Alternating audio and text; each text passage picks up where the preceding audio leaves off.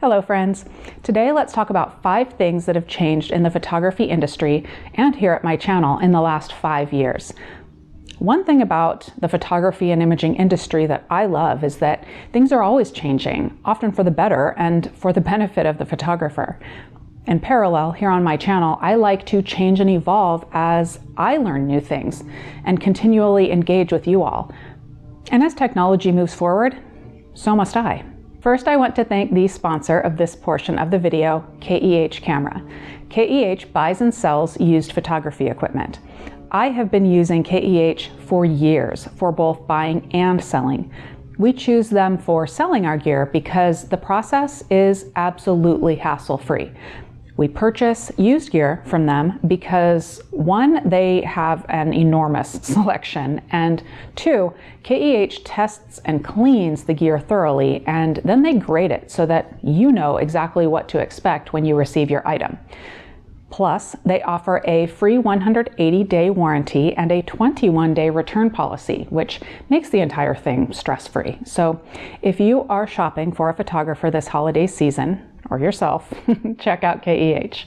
They even offer e-gift cards so that you can allow your favorite photographer to choose whatever they want. I've included affiliate links in the description of this video along with codes for you to use for both buying and selling. You can get a discount on your purchase or a bonus on top of the quote that you receive when selling.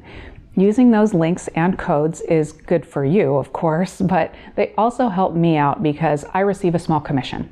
So thank you for using those links, and thank you to KEH for continuing to support this channel. The first change that both Raymond and I thought of is the mirrorless takeover. While I'm not saying that the DSLR is dead, there's a few back there. Mirrorless seems to have made cameras smaller, and it's where the technology investment of the major brands has gone.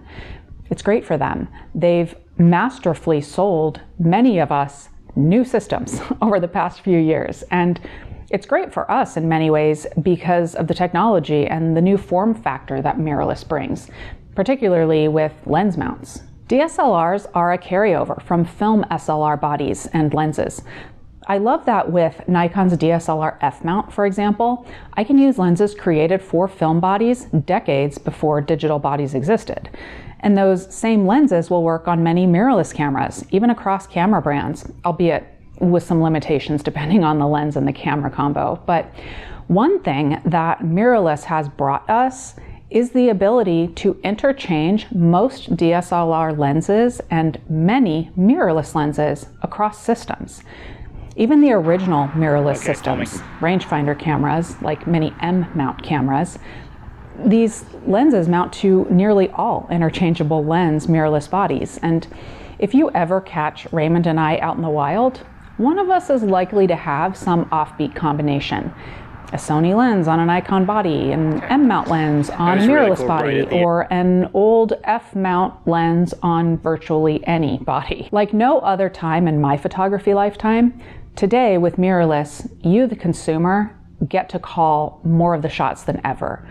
We love this Sony 24mm G Master, so even though we ended up selling most of the rest of our Sony system to KEH, the lens with an adapter lives on effectively as part of our Nikon Z lens collection. And while I enjoy optical viewfinders on the film bodies back there and a few of the digital bodies, electronic viewfinders are now instantaneously refreshed and are effectively a preview of your final image, even before you take the picture.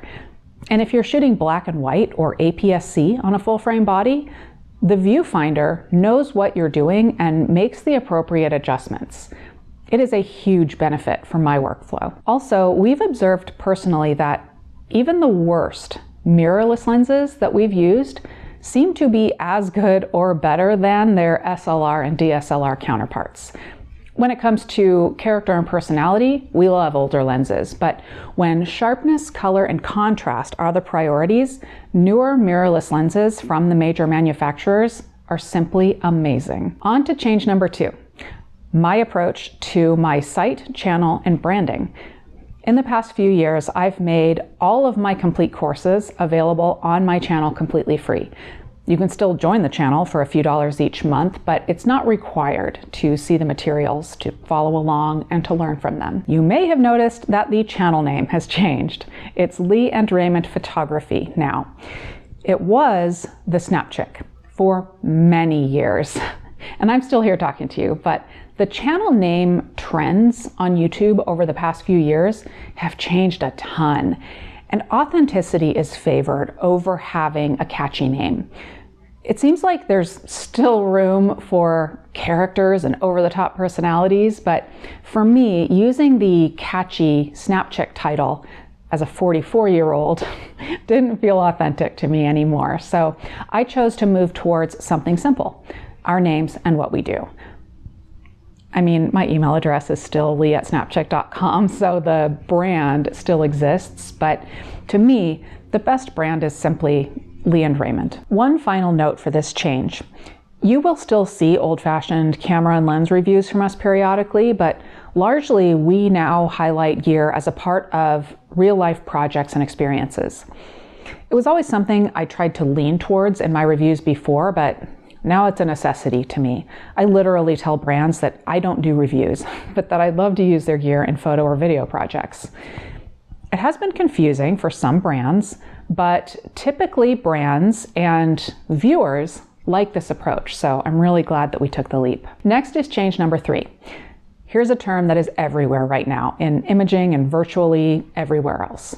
AI, artificial intelligence. We did pretty recently create a video about some of the different levels and features when it comes to AI in photography.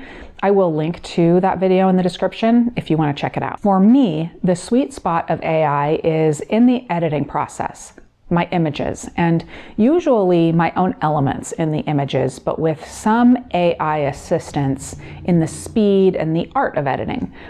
Recently, I started using Luminar Neo, and in a video where I explored its features, I completely replaced some skies and made other very smart adjustments with the tools in the software, and I was pleased with the results. I do like that I can replace skies in my images with skies from some of my other images. I don't mind the occasional composite image at all, and with AI to smooth out the process, it's that much easier and better. For more heavy-handed AI in photography and AI-created photos, I do have concerns about that, as the material processed and used by AI is subject to copyright, and if you know me, I am protective of that. The fourth change, and I think that many have been heading toward this since digital was first on the market. A return to film for some of us. Film gear is widely available, mostly secondhand, with a few exceptions out there. In the past couple of years, we've picked up this Nikon F6 and Nikon FM3A from KEH. Prices of film gear are rising as the preferred film equipment for many is no longer being manufactured, so people like me are making sure we get our grubby little hands on it before it's either gone or cost prohibitive. Film photography is another way to bring some life to these old Nikon lenses back there. We love them on our digital bodies across brands, and we love them on our film bodies also. A great lens spans generations and technologies. Also, with film, there's that tangible, intangible, mindful photography. Film itself and the gear can be limiting compared to what you can do with digital. However, if that's not a concern for you and a mindful process is what you seek, that's what you can get with film. Plus, a look and feel with the results that can take you back to simpler times. Finally, industry change number 5.